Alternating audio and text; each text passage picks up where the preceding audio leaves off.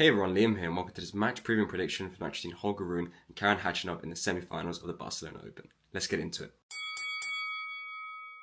Before we get into the video, as always, if you enjoy the content on the channel, please like and subscribe. Really helps us grow the QualityShot Tennis community. It's a matchup in the semi-finals that, I wouldn't have said at the start of the week would be what I would be expecting in the semi-finals, just because of the fact that, Holger hasn't really been at his absolute best coming into this tournament, and Khachanov really hasn't shown much form in 2025. He's had a few losses here and there, which, you would say a few years ago, maybe he wouldn't be losing those matches. But here we are, they've had a good run, both of them, Khachanov in the quarterfinals, being able to beat Alejandro Davidovich Fokina on home soil. So, one of the, it's, I would say, in terms of, status win, it's not, the biggest status win, but it is also, it's a confidence booster, I would say, for him. It's his first semi-final so far, and he's been able to really, I would say, be a little bit more calm and decisive with his tennis. Sometimes, I would say so far this season, he's been a little bit too error prone. He was quite focused and quite consistent in this match. And I think, against a guy like Alejandro Davidovich Fokina, you really need to make sure you are consistent, because he's a good baseliner, and, he did just make the semi-finals of Monte Carlo, so he is in good form as well. And the fact they did it in straight sets as well is a very big factor. I think it's something that you would really try and build upon, going into the semi-finals. You win your quarterfinal match in straight sets, you're sort of feeling confident in your game, and you're just trying to build on that momentum. Maybe not just for this tournament, but for the rest of the clay court season, you would say. He is going to have tough opposition, of course, because he is facing against Holger Rune, who, has had good success on clay in the past. He's beaten some big names on clay. He's reached the finals of a few Masters 1000s on clay. So he's definitely got the know-how how to play really good on this surface. Against Casper Ruud, the defending champion here in Barcelona, he did just that. It was a very good performance. I was quite impressed, especially, he was dictating play, especially a lot on the backhand side, which I liked a lot. He wasn't afraid to go for his shots, but he was also not trying to kill the ball too much. He was playing with margin, but also just moving Casper enough around the court to make sure he had the angles and he had the openings he needed to win the points. I think coming into this one, of course, these are two players who, are regularly into these quarterfinals and, second, third round of quarterfinals of these, Masters 1000 events or ATP 500 events. So you would have thought that these two would have faced each other before. They've not. This is their first official ATP Tour meeting, and it's going to be an interesting one in that sense, because we don't know what to expect with these matchups, how they sort of come about. In my opinion, the way that obviously Karen played against Davidovich Fokina was great. Really solid tennis, something that really gets you going, and consistent, focused, aggressive, but not like controlled aggression. Whilst Holger, I think, put on a better performance. Although Casper Ruud hasn't really been at his absolute best either, he is still a player who had a 6-1 head-to-head lead against Holger Rune, and Rune really just showcased, played that match as if there was no head-to-head lead there. He just was controlling from the start. So realistically, I think that match is going to be a better benchmark to say, okay, well, who's played better in the quarterfinals coming into this semi-final? I think Holger has, and I think it's going to be an interesting one just because of the fact that they'd never played before, so sometimes even though one player A is better than player B on a paper basis, when you put them together in an actual matchup and the playing style sometimes doesn't really work. I think Karen's going to be, just trying to stay in the rally, build the point up, play it long, and then Holger's going to try and finish the point a little bit earlier. Holger's probably better at finding the angles and really sort of trying to move Karen around and then going for the opening when he can, whilst Karen is just going to try and wear Holger out. So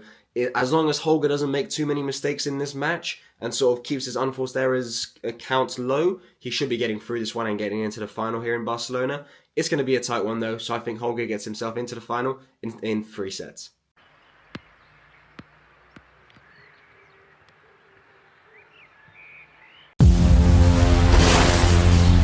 If I could create a shampoo, it would carry the spirit of greatness. The smell of victory. It would work fast and strong. It would outlast the longest day. And be worth it of the mark of a legend. Legend by CR7. Made for men.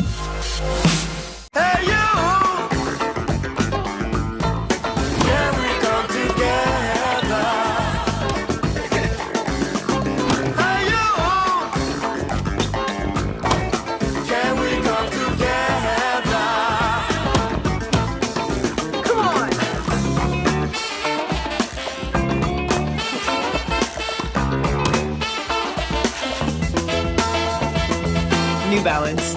We got now.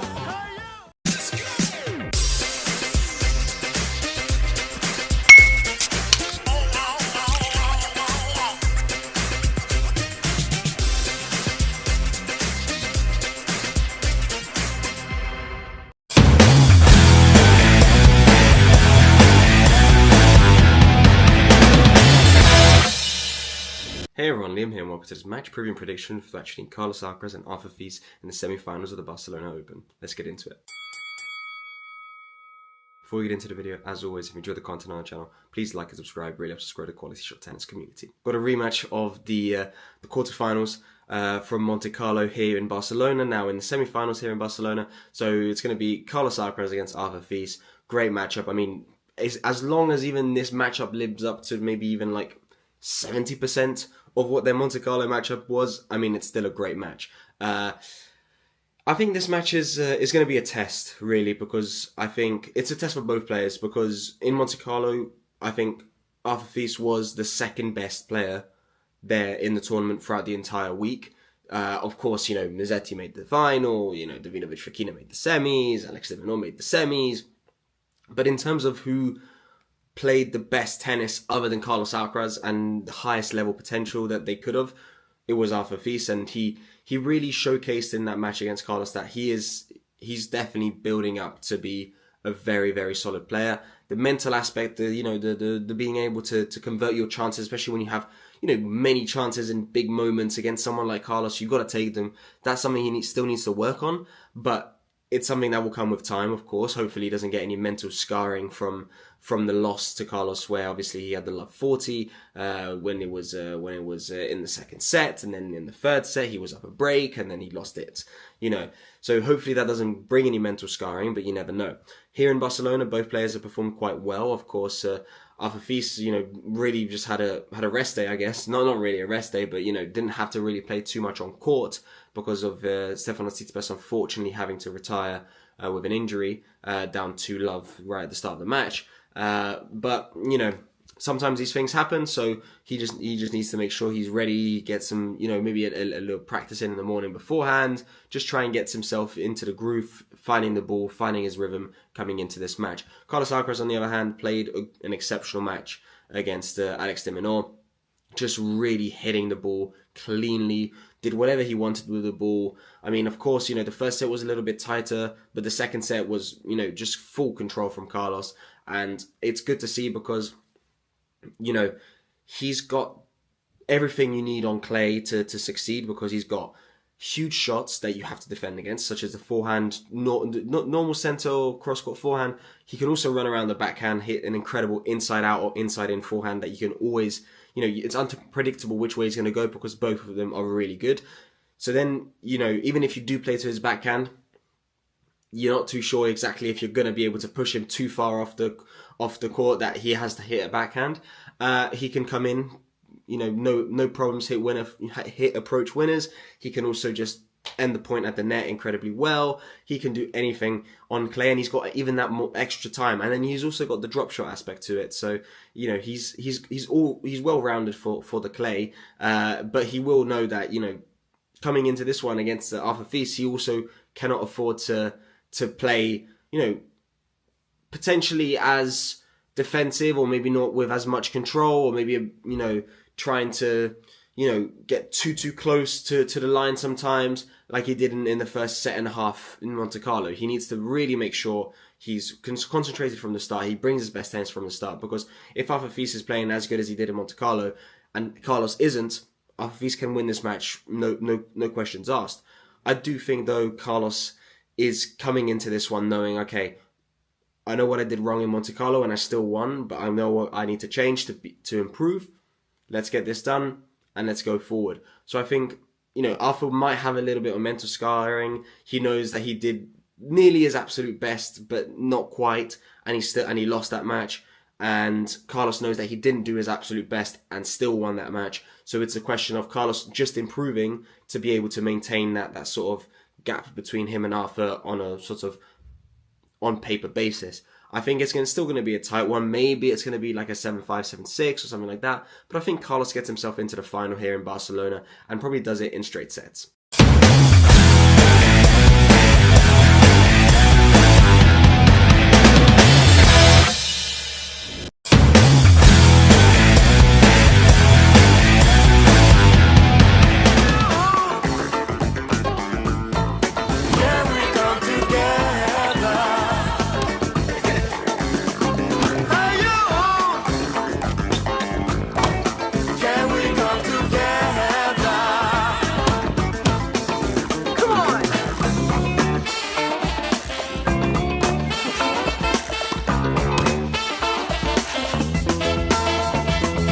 New Balance.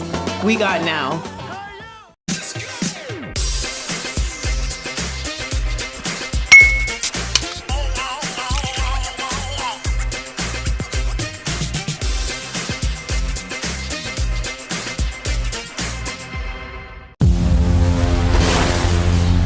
If I could create a shampoo, it would carry the spirit of greatness.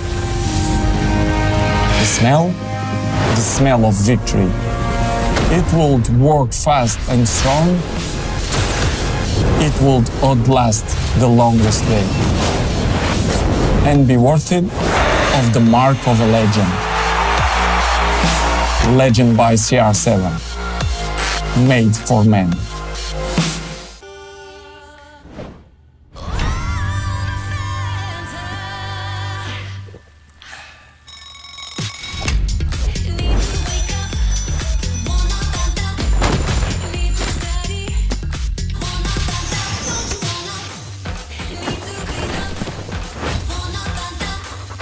Need to walk, talk.